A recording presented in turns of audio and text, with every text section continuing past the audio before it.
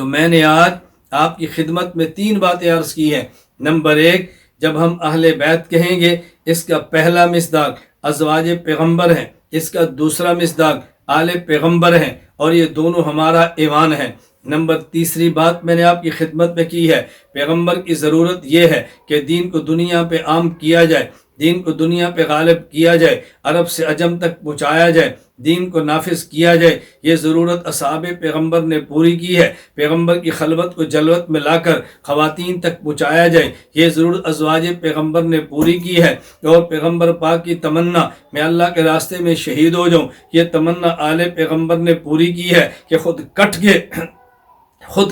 خود شہید ہو گئے اور پیغمبر کے جسم کا ٹکڑا تھے۔ نمبر 3، حق حضرت حسین کے ساتھ ہے، یزید کے ساتھ نہیں ہے۔ یزید کی وجہ سے حضرت امیر معاویہ رضی اللہ عنہ کو برا بھلا کہنا یہ بھی بجا ہے، اور یزید کے بعد صحابہ کے بیعت کرنے کی وجہ سے یزید کو صالح کہنا یہ بھی ٹھیک نہیں ہے۔ ہم حسینی ہیں، ہم یزیدی نہیں ہیں۔ ہم اللہ سے دعا مانگتے ہیں، اے اللہ ہمیں تو دنیا میں زندگی دے تو صحابہ اہل بیت کا نوکر بنا کے، ہمیں زندگی دے تو صحابہ اور اہل بیت کا غلام بنا کے، اللہ ہمیں تو زندگی دے تو صحابہ اور اہل بیت کا دفاع کرنے والا بنا کے۔ اللہ نے زندگی عطا فرمائی، ہم اہل بیت اور اصحاب پیغمبر کے ترانے گائیں گے، اہل بیت اصحاب پیغمبر کی غلامی کریں گے، اہل بیت اصحاب پیغمبر کی نوکری کریں گے، ان پر ہر آنے والے اعتراض کو جوتے کی نوک پہ رکھ کے اڑا دیں گے، اصحاب پیغمبر کا دفاع کریں گے، اور ہر وہ شخص جو صحابہ پیغمبر کا دفاع کرے